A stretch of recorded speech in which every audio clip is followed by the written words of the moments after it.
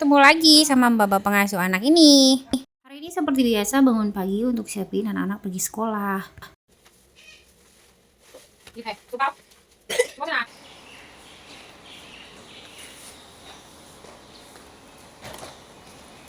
Pulang anterin anak dari sekolah, terus ini aku bawa koper keluar karena ibu tuh mau pergi keluar kota. Jadi ibu pergi keluar kota itu sama teman-temannya. Katanya sih sekitar 4 atau 5 hari gitu. Keluar kota kali ini ibu tuh pergi bareng sama teman-temannya, jadi mereka itu memilih untuk naik transportasi kereta. Setelah ibu pergi itu seperti biasa aku megang kerjaan rumah dulu. Ini aku mau nyuci baju dulu di lantai atas.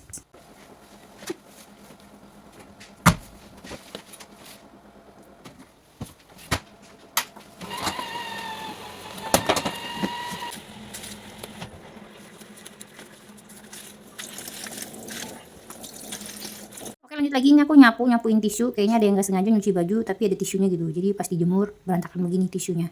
Udah selesai gitu, beres-beres lagi, terus makan siang. Kebetulan aku punya rendang ayam sama sambal terasi. Kita makan siang terus lanjut lagi beres-beres. Pas waktu mau beres-beres ternyata ada pesan yang bikin kaget. Tiba-tiba dapat chat dari ibu, harus jemput ke sekolah terus bawa adik ke rumah sakit. Mudah-mudahan gak ada apa-apa. Katanya jatuh kegeledak gara-gara kepleset kena kepala belakang. Jadi ini mau sama supir harus pergi ke rumah sakit.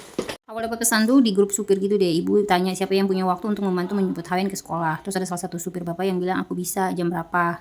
Chatnya langsung tektokan gitu, langsung dibalas. Ibu bilang kamu harus menjemput Aka itu aku ya teman-teman, ke rumah sakit dan dia terjatuh. Di sini aku kaget, kok Ayan jatuh, maksudnya gimana? Terus aku chat ibu langsung.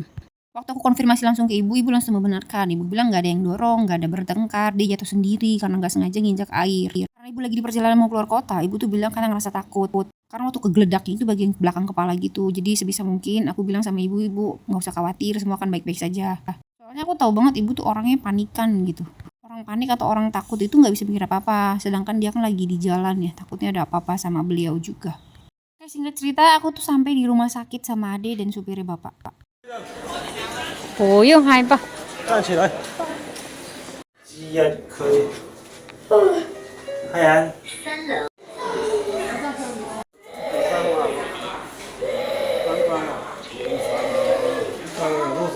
Di sini Ade lagi jelasin ke bapak gimana kronologi waktu dia jatuh di sekolah tadi.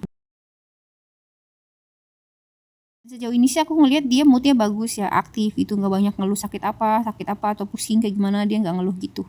Walaupun kepala belakangnya itu memang benjol agak gede.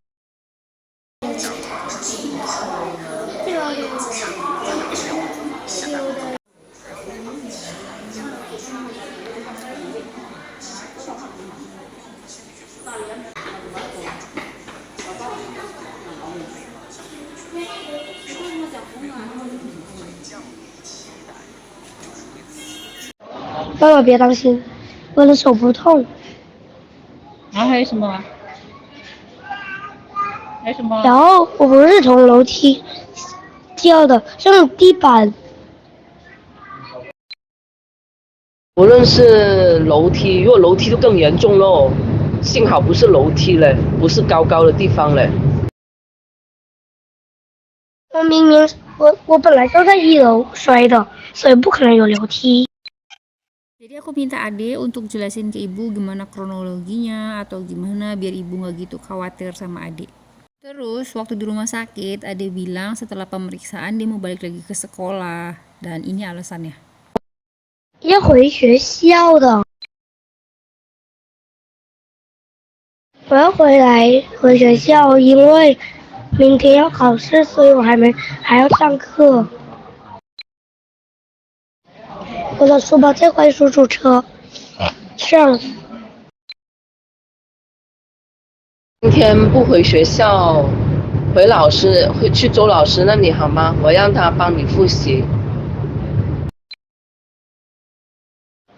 回学校。为什么嘞？因为我就想回学校。OK， 好。 Sebenarnya aku agak kaget juga sama pernyataan Ade. Dia bilang dia mau balik lagi ke sekolah karena besok ujian. Jadi dia tuh kepengen belajarnya di sekolah. Sedangkan ibunya itu ngasih alternatif belajarnya di tempat les aja. Soalnya kan ibunya takut Ade muntah ataupun apa ya. Jadi mau ngeliat perkembangan Ade setelah jatuh itu.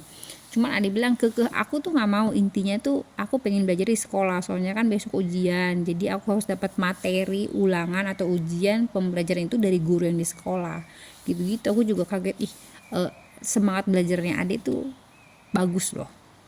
Dan gak jarang loh Ade tuh kadang di mobil juga dia masih mau baca buku, ngulang pelajaran yang ada di sekolah gitu-gitu.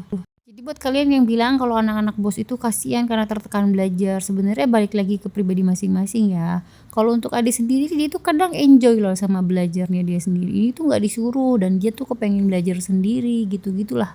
Jadi ini tuh balik lagi karena kebiasaan gak sih, kalau memang kebiasaannya baik ya akan menghasilkan yang baik juga. Jadi walaupun kadang terlihat sekolah pulang malam tambah les juga, ya bukan berarti mereka nggak punya waktu main ya teman-teman. Mereka juga punya waktu main kok.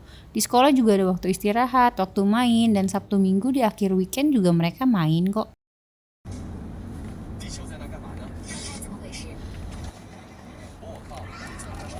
Karena ibu ngasih tahu aku kalau lebih baik di tempat les aja, jadi sekalian aku juga ngawasin adik kan di tempat les. Jadi aku bujuk adik sebisa mungkin untuk les di tempatnya Koko sama Cici itu.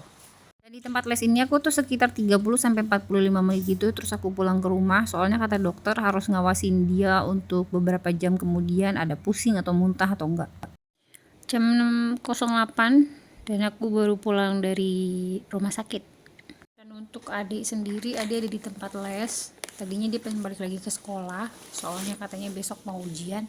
Jadi karena waktunya telat juga kelamaan di rumah sakit, jadi mau nggak mau harus ke tempat les aja.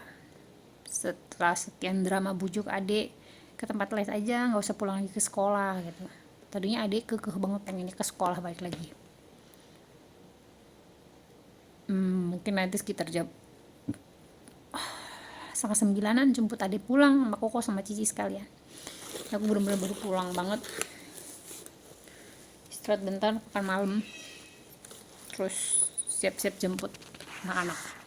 Ini malamnya aku bener-bener awasin adik, takutnya ada demam. Soalnya dokter bilang kalau ada demam ataupun muntah buru-buru dibawa ke rumah sakit lagi. Soalnya adik tuh tadi sebelum tidur ngeluh sedikit pusing gitu, jadi kan khawatir juga.